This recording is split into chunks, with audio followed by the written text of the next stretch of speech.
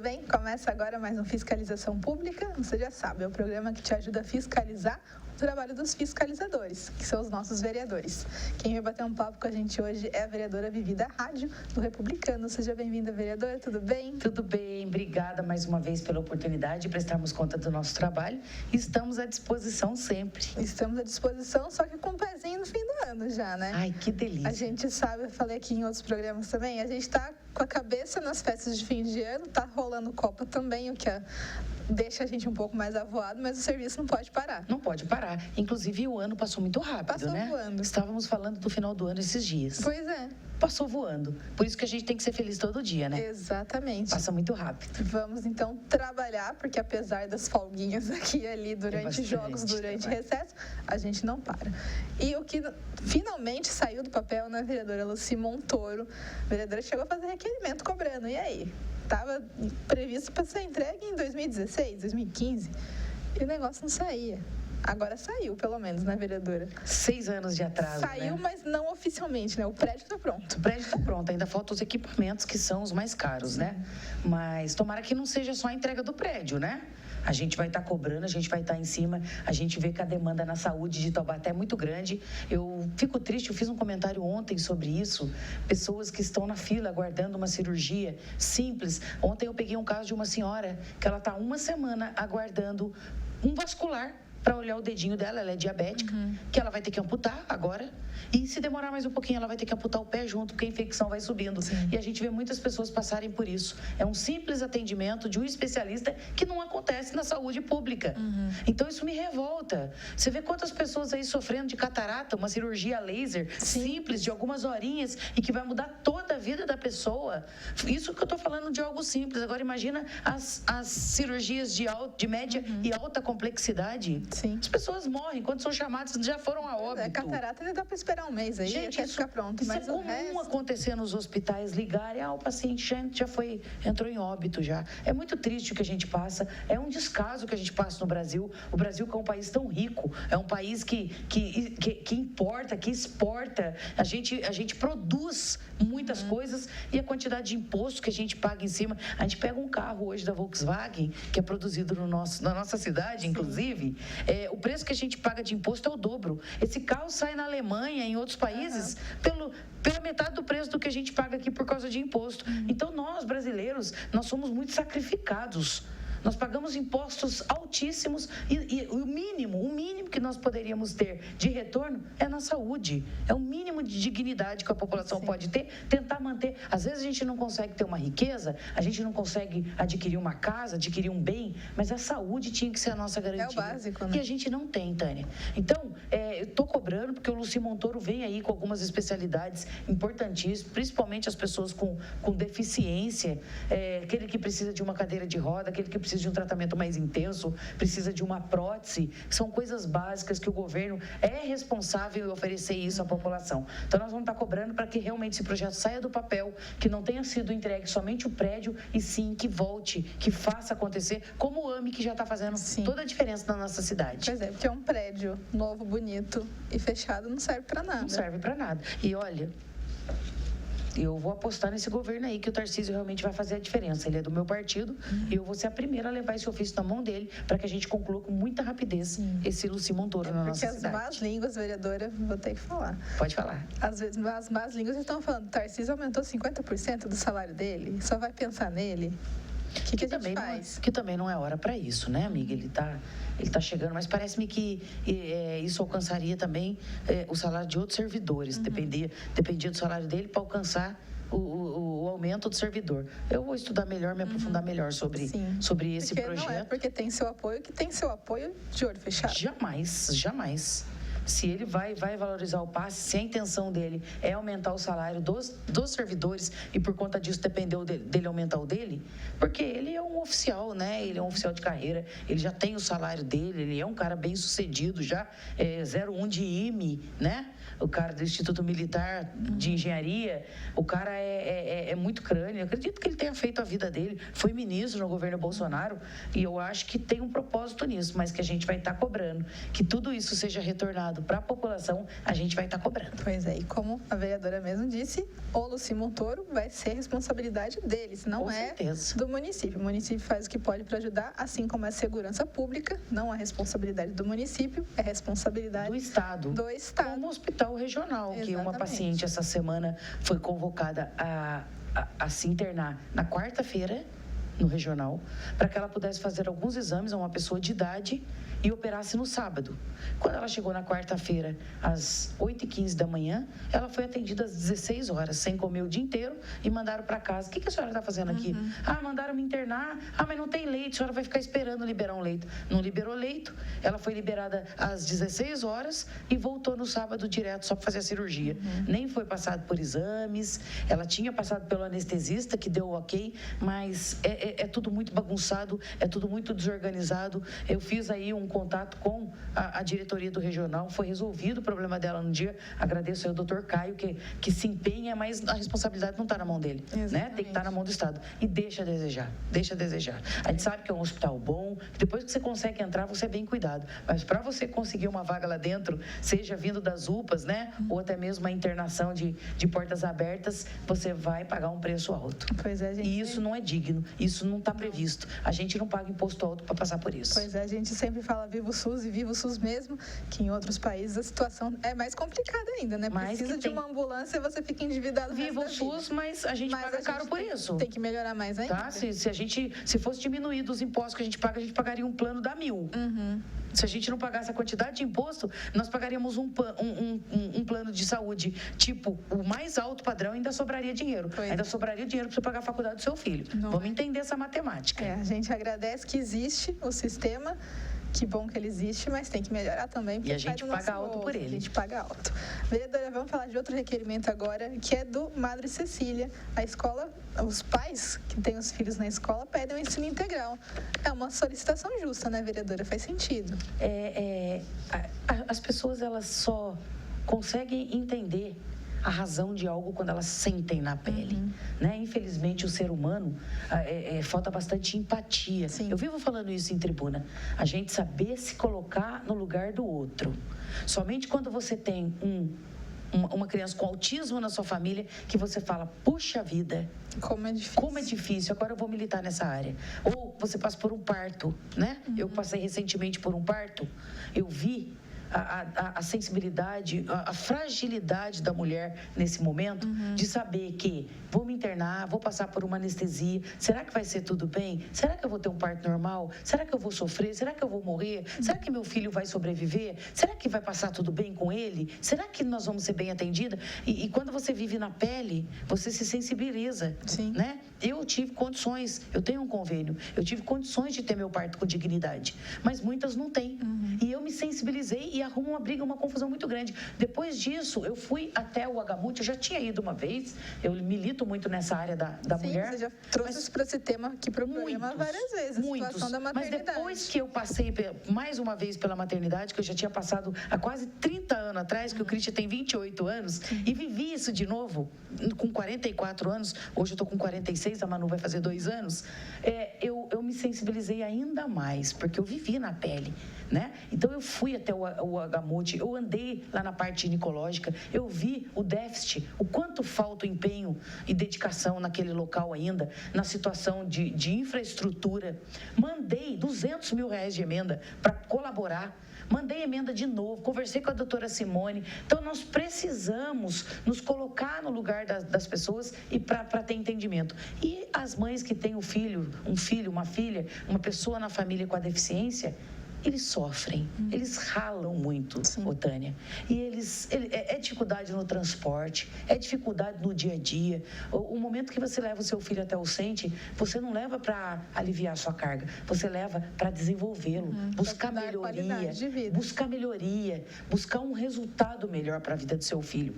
E o CENTE, ele oferece um trabalho muito bom. Porém, essas mães ficam limitadas a trabalhar. Então, elas passam muita dificuldade, né? Porque elas têm que ir lá. Muitas das mães ficam por lá, levam o alimento para poder ficar meio período, porque não tem condições de ir para casa e voltar a buscá-los. Muitos moram longe.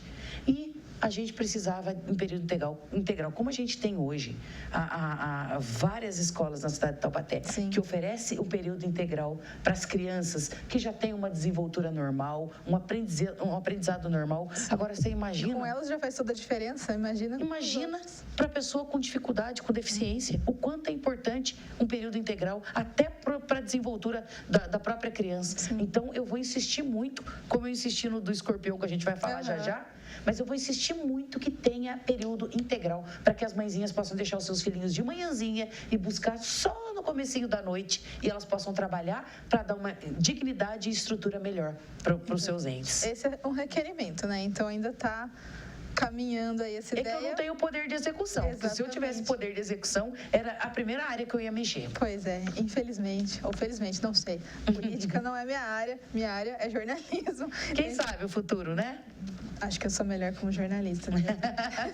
Mas já que você mencionou aí escorpião, vamos falar do escorpião, então. Que a vereadora pediu informações, né, sobre a campanha, porque, de novo, começa a ficar mais calor, começa a chover mais, o pessoal começa a juntar mais entulho também. Fim de ano, as pessoas adoram fazer reforma, né, para deixar a casa bonita. Acaba tendo muito entulho. O que acontece? Os escorpiões surgem. Sempre acontece. Principalmente ali no Portal da Mantiqueira e Alto São Pedro tem bastante reclamação. Vereadora, quer saber o que a gente pode fazer? Eu recebi reclamação de uma mãezinha, como eu falei para você, né, a gente se sensibiliza muito, que tem um bebezinho de 5 meses e ela viu o escorpião no berço da criança. Senhora. Eu teria tido um infarto. Eu entraria num ataque de nervo se eu visse uma coisa dessa. Por quê? Porque a gente assistiu na cidade de Taubaté 3 bebês que morreram por picada de escorpião. Eu até falei ontem com o pai do Miguel, que veio a óbito de 1 ano, e ele nem gosta de falar desse assunto, mas acabei dando a notícia para ele, porque é um pedido dele, Sim. É uma luta dele e da esposa dele. Ele ficou em cima de mim, ele falou, meu filho eu já perdi. Mas, Vivi, não deixa outras mães perderem, não. Não deixa outras mães passarem, outros pais passarem pelo que eu passei. E eu fiquei muito comovida com isso. Eu não tinha Manu ainda. Depois, quando a Manu fez 1 ano, eu lembro desse pai e dessa mãe todos os dias, né? Que é perder um filho de 1 ano. Qualquer filho. Claro. Mas eu me coloquei no lugar dele, que a Manu tá com 1 ano. E aí, o que acontece? O bebezinho estava na escola, foi picado por um escorpião. A criança, o corpinho dela é muito pequeno. O veneno cai na corrente sanguínea e para chegar até o coração da criança, o veneno é muito rápido, né? E pode ocasionar aí a parada cardíaca, que foi o que aconteceu. Quando essa criança rapidamente foi levada ao PSI, que é o pronto-socorro infantil, ele recebe o atendimento, tem a burocracia da papelada, de achar um lugarzinho para instalar a criança. E precisa ser colocado um soro com o antídoto para começar a combater, a retirar esse veneno do corpo da criança.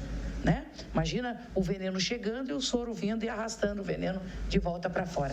E essa demora de ter que ligar na UPA Central, onde a gente tem o laboratório com o antídoto, passar o peso da criança, a altura da criança, a idade da criança, uma médica aí fazer a mistura de acordo com a idade, peso e altura, para colocar no frasco, chamar uma ambulância, pedir para que a ambulância se desloque da UPA Central e pegue todo o trânsito da 9 de julho até o PSI. Não faz o menor sentido. Isso vai mínimo 45 minutos, se eles forem rápido. 45 minutos num bebê foi o que aconteceu, ele não resistiu. Sim. Quando colocou o soro, era tarde demais. Esse soro tem que estar no PSI, esse soro tem que estar no HMUT, esse soro tem que estar em todos os lugares. E mesmo que se puder, só pode deixar em um lugar. Então deixa no infantil, porque para um adulto ele pode esperar 45 minutos. Ele resiste, mas a criança não, por conta dessa altura que eu te falei. Então, quanto tempo eu estou falando disso? Sim. Acho que desde o meu 1º ano do mandato aqui, eu estou no meu segundo ano do segundo mandato. A gente falou bastante. Então, é uma coisa que me comove muito. E toda vez eu vou em tribuna e relembro, faço requerimento, eu cobro novamente o secretário, eu brigo. E eu quero agradecer, porque desde o antigo mandato ainda do prefeito Ortiz, eu estou pedindo isso. E ninguém me atendeu. E agora o professor Mário Peloja me atendeu, montou o laboratório dentro do PSI, dentro do HMUT, que vai ser inaugurado dentro de uns dias. E nós vamos ter um antídoto que a criancinha vai chegar. Assim que ela chegar lugar já vai ser colocado o soro com o antídoto e a gente vai salvar muitas crianças. Então já está confirmado. Está confirmado. Boa Está notícia. pronta a sala. Eu estou bom. muito feliz com isso, porque, como eu falei e repito, às vezes quem está me assistindo vai falar assim, mas tem coisas mais importantes. É mais importante desde que você não tem o seu filho, desde que você não tem o seu neto sendo picado por escorpião Pois e não é. passe pela situação desses pais. Exatamente. Eu não quero passar e não quero que você também passe. Só que, Vivi, a gente sabe, como diz a sabedoria popular, é melhor prevenir do que remediar. O remediar, então, já foi resolvido. E o prevenir? Porque eu sei que no requerimento você também pede isso, ações emergenciais aí, seja de limpeza, de conscientização, dá para a prefeitura fazer mais. O escorpião, ele não é culpa da prefeitura, ele é culpa da população. Sim. Tá? Somos nós que deixamos restos de madeira, pneu, lixos, né? Porque ele não fica no mato. O escorpião não se alimenta de terreno com mato. Ele vem de ambientes como madeira, como entulho. Ele se alimenta disso. Principalmente quem tem muitas madeiras guardadas, restos ele não é muito do lixo. A barata é mais do lixo, o rato é mais do lixo. Então a gente tem que ter entendimento de onde vem esse escorpião. Mas eu cuido tanto da minha casa, do meu quintal. E o seu vizinho? É igual a dengue, né? É igual a dengue. Se o seu vizinho tiver, ele vai para dentro da sua casa e vai picar o seu filho. Então, é preciso que a vizinhança se una. Pessoal, vamos conversar sobre isso, sobre esse tratamento da gente nos prevenir para não passarmos por isso? Principalmente você que tem criança dentro da sua casa, tem que ser o maior preocupado com isso. Então, une os seus vizinhos da direita, da esquerda, de frente, façam uma ação no bairro de vocês, isso depende da gente, para que a gente não precise chegar ao ponto que nós chegamos. Agora, que triste aquele pai que deixou o seu filhinho na escola, lá na Chácara Silvestre, e devolveram o filhinho como devolveu.